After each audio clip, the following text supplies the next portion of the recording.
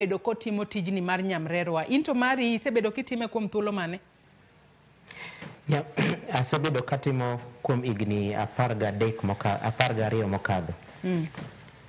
Machiegni ahinya twak mar okinyi ma kawuono. Mana kaka iseneno nyakwar Ramogi Ajwang' antiere kae kod nyamrerwa ariyo, Joseph Achieng' kaachiel kod Fred Misacha. Duto gisebedo ka gitimo tijni mar nyamrerwa kuom higni mohew 10. Wadwa goyo mbaka kodgi mar mondo mi in bende ibed kod ng'eyo matuta ewi ting'a mar nyamrerwa. To nyakwar Ramogi Ajwang', kamoro amora mineno okinyi ma kawuono, inyalo tudri kodwa kichwalonwa penjo moro amora kata paro moro amora kokalo e namba mar ote machuok 23600. Mbui marwa mar Facebook kaka pile ibiro yudo Ramogi TV X @Ramogi TV.